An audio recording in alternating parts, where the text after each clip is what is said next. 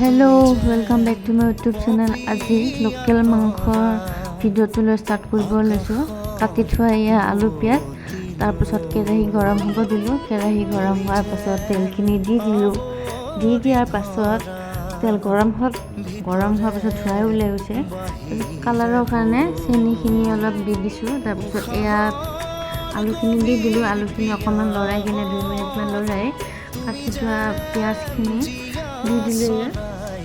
তাৰপিছত কাটি থৈ কিনে দিয়াৰ পাছত আমি আলু আৰু পিঁয়াজখিনি ভালদৰে ভাজি ল'লোঁ। ভাজি লোৱাৰ পাছত অলপ সময় থৈ দিলোঁ। তাৰপিছত এয়া পিচি থোৱা মছলাখিনি দিলোঁ। চাওকচোন কালাৰটো ইমান টেষ্টি হৈছে। তাৰপিছত এয়া মছলাখিনিও দি দিলোঁ। মছলাখিনি দিয়াৰ পাছত আলুৱে পিঁয়াজে তাৰপিছত মছলাখিনি গোটেইখিনি ভাজি ল'লোঁ। তাৰপিছত ধুই থোৱা মাংসখিনি দি দিলোঁ।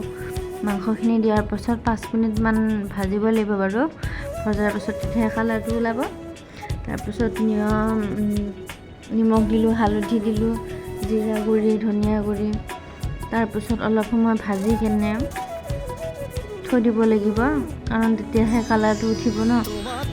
সেইকাৰণে অলপ সময় ভাজি ল'লোঁ। ভাজি লোৱাৰ পাছত চাওকচোন অলপ সময় ভজাৰ পাছত কালাৰটো কি ধুনীয়া হৈছে। তাৰপিছত অলপ সময় সিজিবৰ কাৰণে অলপ সময় দি দিলোঁ। পানী দিয়াৰ পাছত অকণমান সময় ঢাকনিও মাৰি থলোঁ। তাৰপিছত ঢাকনি মাৰি থোৱাৰ পাছত অকণমান ইলাচি গুড়ি আছিলে পিচি থোৱা, তাৰপিছত এইখিনি ইলাচি গুড়িখিনি দি দিলোঁ। দি দিয়াৰ পাছত টেষ্টৰ কাৰণে অলপমান কচুৰি মেথি দি দিলোঁ, যাতে গোন্ধটো আৰু খাবলৈ কাৰণে টেষ্ট হয়। তাৰপিছত এয়া ফাইনেল ডিছখন হ'ল। আজিলৈ এইখিনিয়ে। বাই বাই, আৰু চেনেলটো ছাবস্ক্ৰাইব কৰিব নাপাহৰিব।